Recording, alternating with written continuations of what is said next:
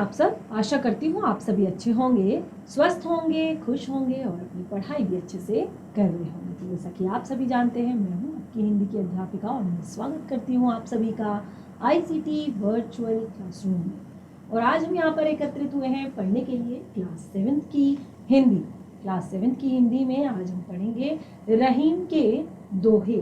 तो आपका जो चैप्टर है रहीम के दोहे, उसको आज हम पढ़ने वाले हैं। बहुत ही ज़्यादा हमारा इंटरेस्टिंग ये चैप्टर है और बहुत ही ज़्यादा ज्ञानवर्धक है। आपने देखा कि जितने भी हमारे दोहे होते हैं, जितने भी हमारे सवैये होते हैं, जितने भी हमारे छंद होते हैं, चाहे रहीम के हों चाहे कबीर के हों, बहुत ही ज़्यादा ज्ञानवर्धक ये होते हैं। तो ज़रूरी नहीं कि आप इनको सिर्फ पढ़ो और इसको पढ़ के आप सिर्फ एग्ज़ाम में अच्छा लिखो और एग्ज़ाम में नंबर लाओ। इसको पढ़कर एग्जाम में नंबर लाने से ज़्यादा महत्वपूर्ण होता है कि आप इनसे कितना सीखते हैं, इनको कितना ज़्यादा समझते हैं, इनको आत्मसात कितना करते हैं, यानी कि अपने जीवन में कितना उतारते हैं। तो कुछ दोहे यहाँ पर दिए गए हैं रहीम दास जी के, हमने पढ़ेंगे। बहुत ही ज़्यादा हमारे इंटरेस्टिंग यहाँ पर दोहे दिए गए हैं, बहुत ही ज़्यादा इंटरेस्टिंग इनका अर्थ है। तो बिल्कुल शुरू करते हैं हम अपने आज के सेशन को। बिल्कुल रेडी हो जाइए आप सभी समझने के लिए, सुनने के लिए। सभी बच्चे ध्यानपूर्वक पढ़ेंगे और ध्यानपूर्वक समझने का प्रयास करेंगे। कोई भी डाउट, कोई भी दिक्कत, कोई भी परेशानी किसी को भी होती है तो सभी आप अपना हैंड रेस करेंगे और उसके बाद आप अपनी प्रॉब्लम्स बताएंगे। आपको जो समझ में नहीं आया उसका हम यहाँ पर आगे उसको हम पढ़ेंगे। शुरू करते हैं अपने पहले दोहे को। रहीम दास जी का जो दोहा है पहला, वो इस प्रकार है। कह रहीम संपत्ति सगे, बनत बहुत बहुरीत, विपत्ति कसौटी जे कसे, तेई साचे मीत। तो पहला जो दोहा है इसमें क्या कहते हैं रहीम दास जी? कह रहीम संपत्ति सगे, बनत बहुत बहुरीत, विपत्ति कसौटी जे कसे, तेई साचे मीत। तो यहाँ पर सच्चे मित्रों की, जो सच्चे मित्र होते हैं उनके महत्व को बताया है रहीम दास जी ने। क्या कहते हैं रहीम दास जी यहाँ पर अपने सच्चे मित्रों के माध्यम से? कहते हैं कि जो इंसान, देखिए आज के टाइम पे लोग किसके सगे होते हैं? जिसके पास ज्यादा धन होता है, ज्यादा संपत्ति होती है, उसके सगे होते हैं। और लेकिन सच्चा मित्र कौन कहलाता है? सच्चा मित्र कहलाता है जो विपत्ति कसौटी जे कसे, यानी कि विपत्ति में जो आपके काम आ रहा है, विपत्ति के समय में जो आपके काम आ रहा है, वही आपका सच्चा मित्र है, वही आपका सच्चा मित्र है। ये यहाँ पर रहीम दास जी इस प्रकार से आगे हम बढ़ेंगे तो ये जो दोहा है उसका अर्थ हम समझेंगे, दोहे का अर्थ हम जानेंगे। तो अर्थ इस प्रकार से है। देखिए पहले हम उसका सप्रसंग व्याख्या करेंगे। तो सप्रसंग व्याख्या करने के लिए रहीम दास जी के दोहे के माध्यम से यहाँ पर इन्होंने एक सच्चे मित्र की परिभाषा को बताया है, यानी कि सच्चा मित्र आखिर होता क्या है।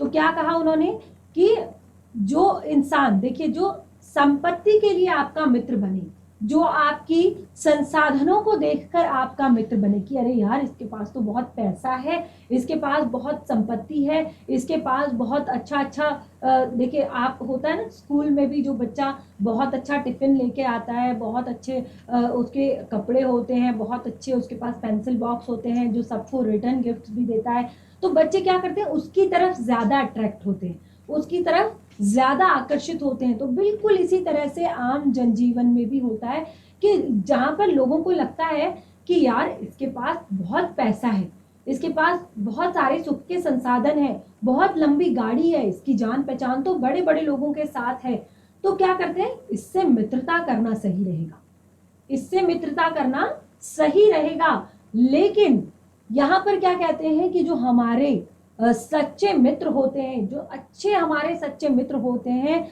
वो विपत्ति आने पर भी हमारा साथ नहीं छोड़ते। अक्सर क्या होता है कि जिन लोगों से, जिन बड़े लोगों से हम रिश्ता रखते हैं, जिन बड़े लोगों से हम मित्रता बनाकर रखते हैं, तो अक्सर क्या होता है जब आपके पास मुसीबत आती है, आपके ऊपर परेशानी आती है, आपको दिक्कत है, जब आपको अपने सच में मित्रों की जरूरत है, उस समय इनके पास आपके लिए समय नहीं होता है। इनके पास आपके लिए समय नहीं होता क्योंकि इनके पास इतनी ज़्यादा चीज़ें हैं, तो उन्हें बैलेंस भी तो करना है, उन्हें मैनेज भी तो करना है। तो आप जैसे लोग के लिए इनके पास कहाँ से समय आएगा। तो इसीलिए सच्चा मित्र, अच्छा मित्र वही होता है जो विपदा आने पर, कोई भी कष्ट आने पर, कोई भी दुख आने पर आपका साथ दे, आपकी परेशानी में आपके साथ रहे। तो देखिए क्या क्या कहा था यहाँ पर रहीमदास जी ने। रहीमदास जी कहते हैं कि जब हमारे पास संपत्ति होती है, जब हमारे पास संपत्ति होती है तो लोग और हमारे अपने और हमारे रिश्तेदार, देखिए सभी लोग, चाहे फिर वो हमारे रिश्तेदार हो, आज के टाइम में ये सबसे मेन बात है कि जो रिलेटिव्स होते हैं, जो हमारे सगे होते हैं, वो भी हमसे तभी बात करना चाहते हैं, वो भी हमसे तभी मिलना चाहते हैं कि जब हमारे पास पैसा होता है, जब हमारे पास सुख संपदा होती है, जब हमारे पास अच्छा घर, अच्छी गाड़ी होती है, तभी वो हमसे रिश्ता रखना चाहते हैं और हमारे मित्र बनने का प्रयास करते हैं, हमारा सच्चा मित्र होने का दिखावा करते हैं। लेकिन जब विपत्ति आती है, कोई विपदा आती है, तो हमारा साथ छोड़ देते हैं। लेकिन सच्चे मित्र हर परिस्थिति में हमारा साथ देते हैं, हर परिस्थिति में हमारे साथ रहते हैं, इसीलिए वो हमारे सच्चे मित्र कहलाते हैं। और उनका साथ हमें भी कभी नहीं छोड़ना चाहिए, क्योंकि जो एक सच्चा मित्र होता है, जो एक सच्चा मित्र होता है, वो हर परिस्थिति में आपका साथ देता है, हर मुश्किल में आपका साथ देता है। तो देखिए यहाँ पर शब्दार्थ दिए हैं, तो दोहे के माध्यम से आप शब्दार्थों को पढ़ेंगे। पहले जैसे यहाँ पर दिया गया है कहे, कही का अर्थ है कहना। संपत्ति, संपत्ति का अर्थ होता है धन या संसाधन। सगे, सगे का अर्थ होता है रिश्तेदार या जो हमारे अपने होते हैं। बनत, बनत अर्थात बनते हैं, यानी कि सगे बनते हैं, उस समय वो हमारे सगे बनते हैं। रीत, रीत का अर्थ होता है तरीका। विपत्ति, विपत्ति का अर्थ होता है संकट या कठिनाई। कसौटी जे कसे, कसौटी जे कसे अर्थात बुरे समय में जो साथ दे, जो बुरे समय में साथ दे, उसको कहा है कसौटी ते कसे, जे कसे। तेही, कसौटी जे कसे, यानी कि जब कोई समस्या आती है, जब कोई विपत्ति आती है, तो उस समय जिस तरह से आप परेशान हैं, जिस तरह से आप दुखी हैं, आपके दुख में दुखी होते हैं, आपकी खुशी में खुश होते हैं, वही सच्चे मित्र होते हैं। साचे अर्थात सच्चे, मीत अर्थात मित्र या हमारे अपने, वही हमारे अपने कहलाते हैं, वही हमारे सच्चे मित्र कहलाते हैं। जाल परे जल जात बही, तजी मीनन को मोह। जाल परे जल जात बही, तजी मीनन को मोह। रहीमन मछली नीर को, तऊ न छाड़ती छोह। क्या कहा है यहाँ पर? जाल परे जल जात बही, जाल परे जल जात बही, तजी मीनन को मोह। रहीमन मछली नीर को, तऊ न छाड़ती छोह।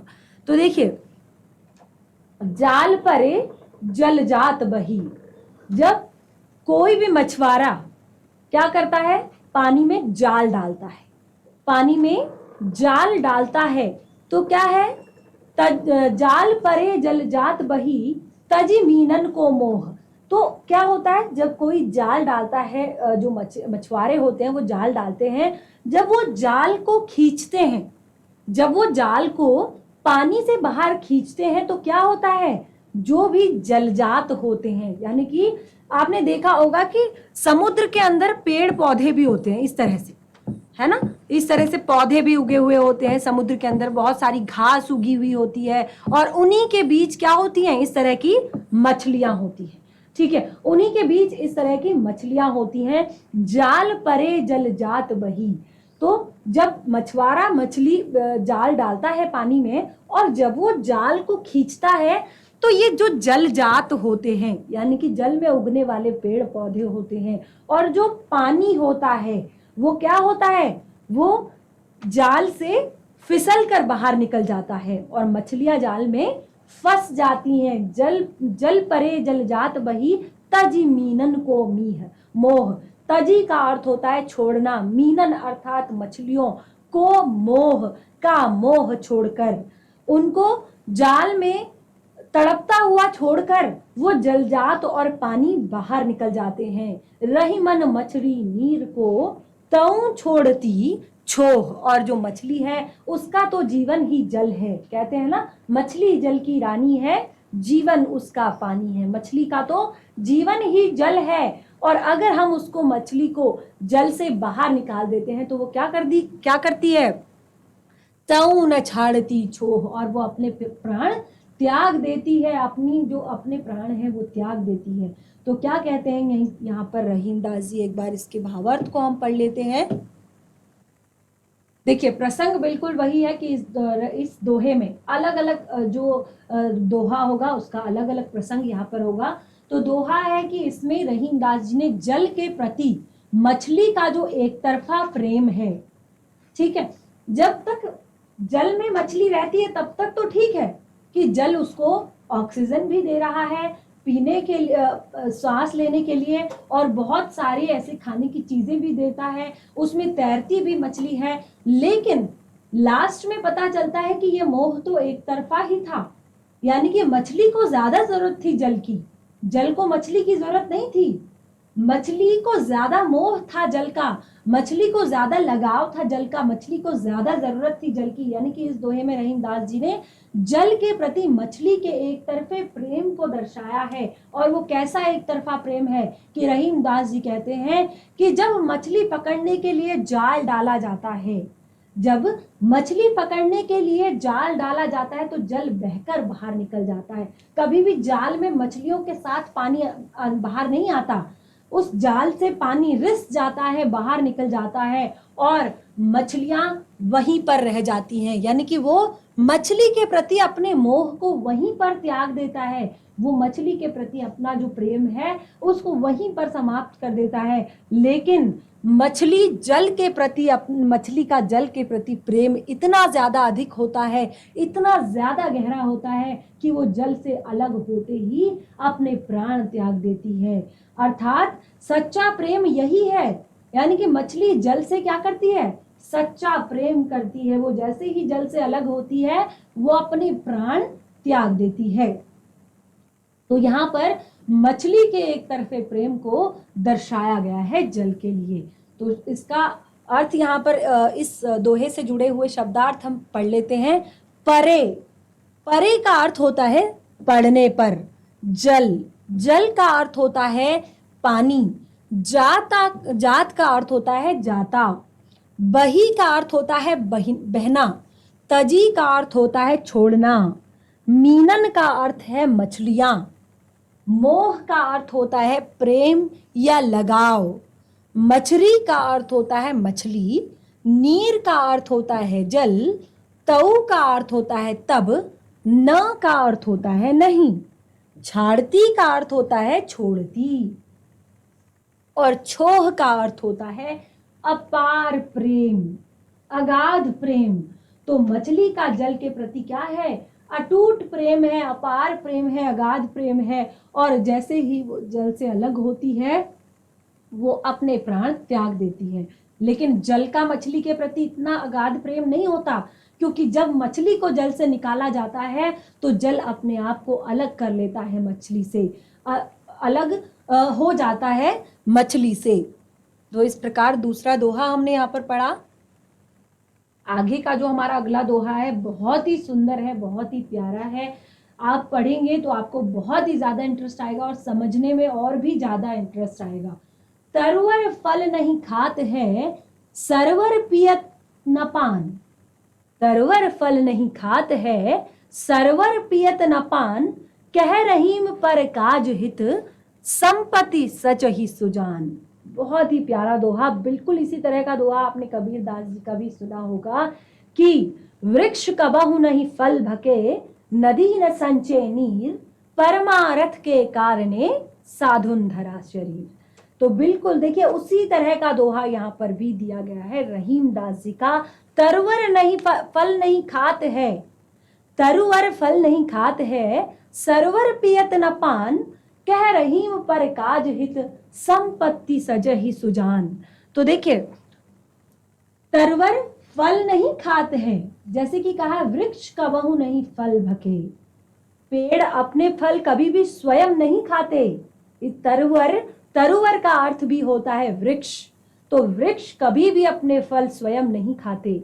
वृक्ष क्या करते हैं, जब भी वो फलों से लदते हैं और उनके जो फल जब पक जाते हैं तो वो अपने आप झुक जाते हैं, अपने आप को समर्पित कर देते हैं दूसरों के लिए वो अपने आप को समर्पित कर देते हैं। तो वृक्ष कबहु नहीं फल भके, तरुवर फल नहीं खाते हैं। देखिए दोनों बिल्कुल एक जैसी लाइन।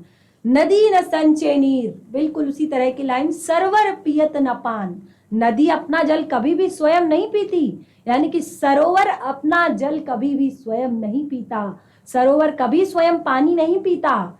इसी तरह से परमारथ के कारणे साधुन धरा शरीर। तो यहाँ पर रहीम दास जी भी यही कह रहे हैं, कह रहीम पर काज हित। रहीम दास जी कहते हैं पर काज, जैसे कि दूसरों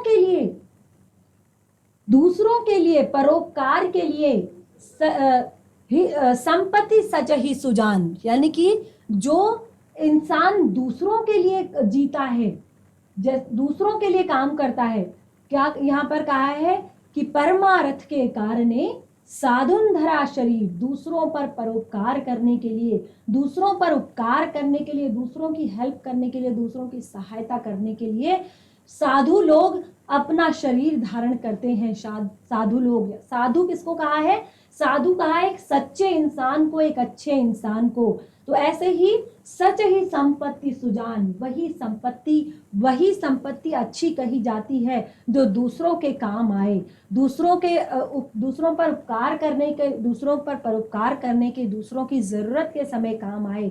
जैसे कि वृक्ष इतना ज्यादा फलों से लदकर भी कभी अपने फल खुद नहीं खाते। सरोवर जो है वो अपना जल से लबालब होने के बावजूद भी अपना जल स्वयं नहीं पीता, वो हमेशा दूसरों के लिए खड़े रहते हैं, दूसरों के लिए तत्पर रहते हैं। पर काज, पर हित के लिए वो बने हुए हैं, दूसरों का हित करने के लिए, दूसरों पर उपकार करने के लिए, परोपकार करने के लिए वो बने हुए हैं। देखिए क्या कहते हैं रहीमदास जी,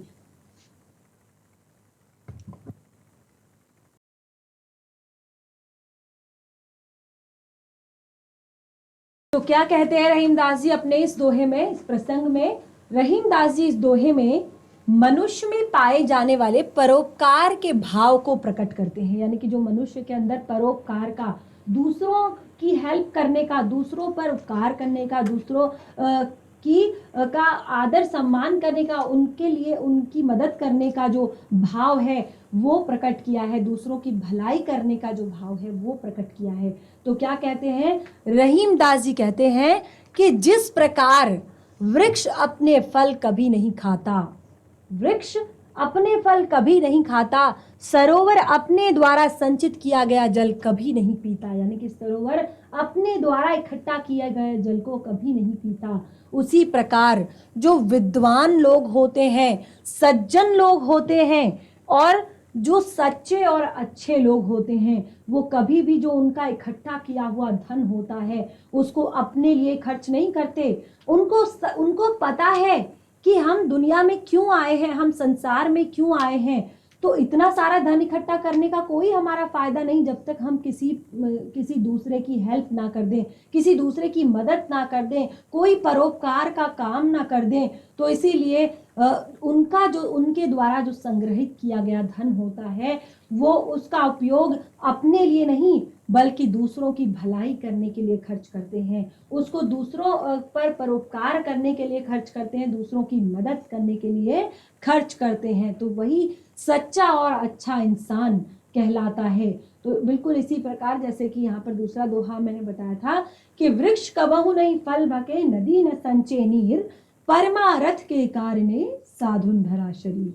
वृक्ष अपने फल स्वयं नहीं खाता, नदी अपना पानी स्वयं नहीं पीती, बिल्कुल उसी प्रकार जो साधु सज्जन लोग होते हैं। उन्होंने जो शरीर धारण किया है वो अपने लिए नहीं किया है कि हम अपने ऐशो आराम में हमेशा लगे रहें, हम हमेशा विश्राम में लगे रहें, हम हमेशा सुख का जीवन जिए। उन्होंने जीवन धारण किया है दूसरों पर की भलाई करने के लिए, दूसरों पर का परोपकार करने के लिए, दूसरों की हेल्प करने के लिए उन्होंने अपना शरीर धारण किया है। तो देखिए कुछ शब्दों के अर्थ यहाँ पर है।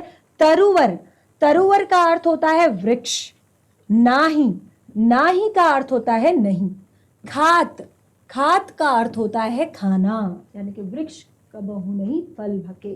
तरुवर फल नहीं खात है, तरुवर अपने फल नहीं खाते। सरवर यानी कि सरोवर, पानी से भरा हुआ सरोवर यानी कि तालाब, कोई पॉन्ड, ठीक है।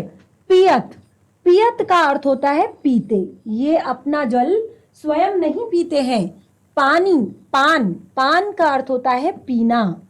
कही, कही का अर्थ होता है कहते। परकाज, परकाज यानी कि दूसरों का हित या दूसरों का काम, दूसरों की भलाई। देखिए हित, हित का अर्थ होता है भलाई, कहते हैं ना हित या अहित। हित का अर्थ होता है भलाई, अहित करना यानी कि बुराई करना, किसी के लिए बुरा करना। संपत्ति, संपत्ति का अर्थ होता है धन दौलत।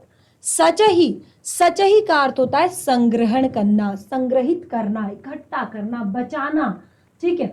तो सुजान, सुजान का अर्थ होता है सज्जन या ज्ञानी। सुजान का क्या अर्थ होता है? सुजान का अर्थ होता है सज्जन या ज्ञानी। तो बिल्कुल क्लियर हो चुका होगा आपको ये दोहा। बहुत ही ज़्यादा इंटरेस्टिंग, बहुत ही ज़्यादा प्यारे यहाँ पर दोहे दिए गए हैं रहीम दास जी के। काफ़ी कुछ सीखने को हमें ये दे रहे हैं। इसी प्रकार चौथा जो दोहा है बहुत ही ज़्यादा इंटरेस्टिंग है। देखिए, थोथे बादर क्वार के, थोथे बादर क्वार के ज्यों रहीम गहरात। तो थोथे बादर क्वार के ज्यों रहीम गहरात, धनी पुरुष निर्धन भय करई पाछली बात। धनी पुरुष निर्धन भय करई पाछली बात। तो देखिए क्या यहाँ पर कहा गया है? थोथे बादर क्वार के ज्यों रहीम गहरात, धनी पुरुष निर्धन भय करे पिछली बात। तो थोथे बादर, थोथे बादर आपने देखा होगा ना कि एक कहावत भी हमारी चली आती है कि जो गरजते हैं वो बरसते नहीं है, जो गरजते हैं वो बरसते नहीं है। यानी कि कुछ जो लोग होते हैं वो क्या करते हैं? केवल बातें बनाते हैं, उनको केवल और केवल बातें बनाना आता है। वो उन बातों को कभी अपने काम में नहीं लेकर आ सकते, यानी कि उन पर कभी काम नहीं करते हैं। वो केवल और केवल बातें बनाते हैं। तो बिल्कुल उसी तरह से रहीम दास जी भी यहाँ पर कह रहे हैं कि थोथे बादर क्वार के, थोथे यानी कि जो बरसते नहीं है, खाली है जो, थोथे बादर क्वार के ज्यों रहीम गहरात, यानी कि जैसे कि वो गरजते रहते हैं, गरजते रहते हैं, गरजते रहते हैं, लेकिन उनसे वर्षा नहीं होती, वो पानी नहीं बरसा सकते, वो थोथे बादल है, खाली है वो। इसी तरह से धनी पुरुष निर्धन भया। तो इसी प्रकार जब कभी कभी कोई धनी पुरुष किसी कारणवश जब निर्धन हो जाते हैं, लेकिन निर्धन तो वो हो जाते हैं, लेकिन उनकी जो अकड़ होती है, उनका जो घमंड होता है, उनका जो रुतबा होता है, वो वाला, कौन से वाला? जब वो पैसे वाले हुआ करते थे, जब उनके पास बहुत सारा पैसा था, तो उनकी वो अकड़, उनकी वो दिखावे वाली जो बातें हैं, और उनकी जो बहुत सारी, क्योंकि उनको आदत नहीं है ना अभी इस तरह की, तो वो अपनी पुरानी बातें करे पिछली बात, यानी कि वो पुरानी बातें करके शोर मचाते रहते हैं। मैं तो ऐसा था, मैं वैसा था, मेरा रहना खाना ऐसा था, मेरा उठना बैठना ऐसा था, मैं तो ऐसे रहता था, मैं ये खाता था, मैं वो करता था, मैं वो करता था। तो वो खाली गरजते हैं, वो कुछ कर नहीं सकते, क्योंकि वो समय बीत चुका है, अब वो कुछ कर नहीं सकते। तो बिल्कुल उसी तरह से जैसे थोथे बादर क्वार के ज्यों रहीम गहरात, जैसे कि खाली जो बादल हैं क्वार के, वो यूं ही गहराते रहते हैं, वो कुछ नहीं करते। तो इसका हम भावार्थ यहाँ पर पढ़ेंगे।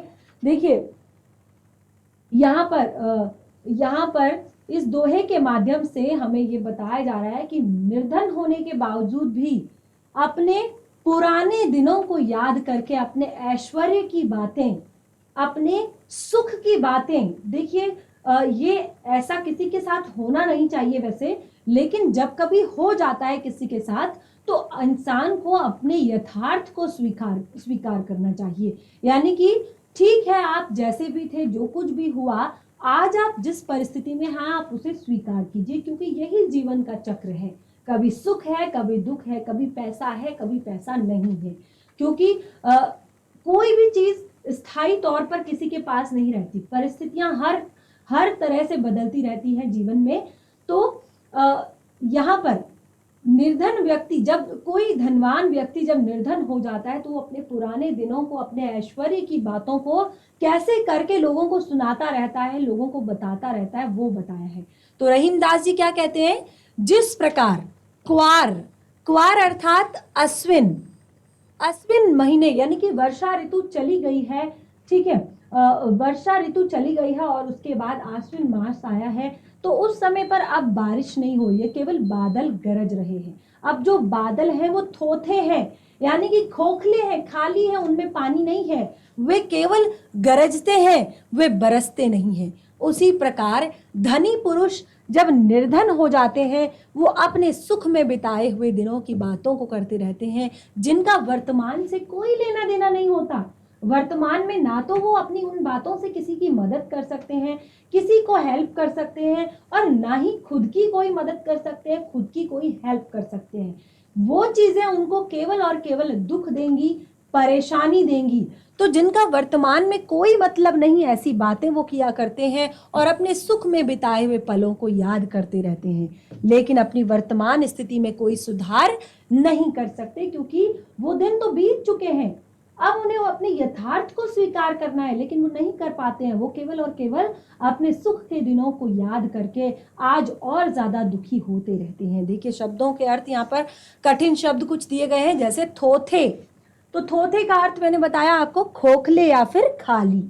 बादर का अर्थ होता है बादल। क्वार का अर्थ होता है आश्विन, जो कि सितंबर और अक्टूबर का महीना होता है। ज्यों का अर्थ होता है जैसे। गहरात का अर्थ होता है गहराना या गरजना, ठीक है, पूरा आसमान बिल्कुल भर जाता है और बादल जोर जोर से गरजते हैं। धनी अर्थात धनवान, निर्धन गरीब, भय अर्थात हो जाते हैं, पाछली अर्थात पिछली या पुरानी बातें, ठीक है। तो ये दोहा भी हमारा यहाँ पर कंप्लीट होता है। इस प्रकार हमारा जो आखिरी यहाँ पर दोहा है वो है, धरती की सी रीत है शीत घाम और मेह। धरती की सी रीत है शीत घाम और मेह, जैसी परे सो सही रहे, ज्यों त्यों रहे रहीम यह देह।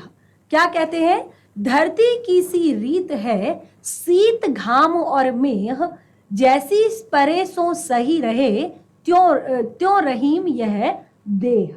तो क्या कहते हैं यहाँ पर रहीमदास जी, धरती की सी रीत है, धरती की सी रीत है, जैसे हमारी धरती की रीत है ना, कि यहाँ पर कभी क्या होता है, शीत यानी कि शरद ऋतु होती है, घाम यानी कि कभी ग्रीष्म ऋतु होती है, मेघ यानी कि कभी बहुत सारे बादल छाए हुए रहते हैं, जैसी परे सो सही रहे, त्यों रहीम यह देह। तो कहते हैं कि इंसान को हर परिस्थिति में अपने आप को हर परिस्थिति के लिए तैयार रखना चाहिए। ये नहीं कि सर्दियां आ गई अब तो मैं ठंड से मर ही जाऊंगा, गर्मी हो गई ये मुझसे नहीं सही जाती, बरसात है आई कब जाएगी, इसने तो सब गंदगी मचा दी।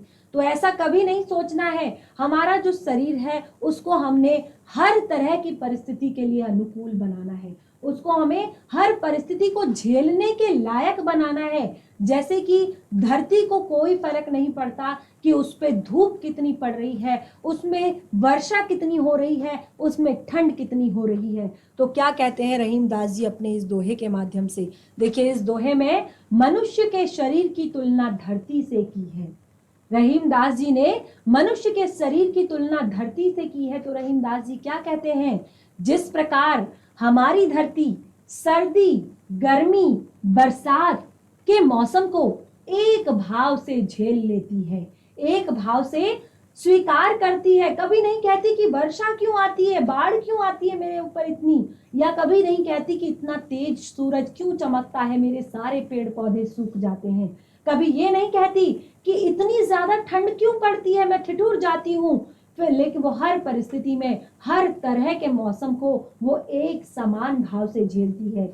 ठीक इसी प्रकार हमारे शरीर में भी वैसी क्षमता होनी चाहिए, यानी कि हमें अपने शरीर को कभी भी ऐसा कमजोर नहीं बनाना है कि गर्मियां हो गई तो अरे बाप रे गर्मी हो गई, गर्मी हो गई, गर्मी हो गई, हम परेशान हो गए, या बारिश ज्यादा हो गई तो हमें उसमें बहुत सारी एलर्जी हो गई, या परेशान हो गए, या हमें कोई ऐसी दिक्कत हो गई, ठंड हो गई तो इतना हो गया कि हम घर से बाहर ही नहीं निकल पा रहे हैं।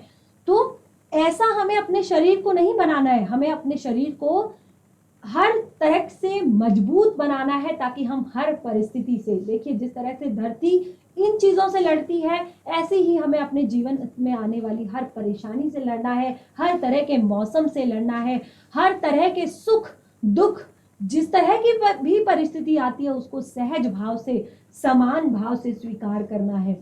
इंसान है, हर चीज हमारे जीवन में है, रिश्ते हैं, नाते हैं, सुख संपदा है, सब कुछ है हमारे पास।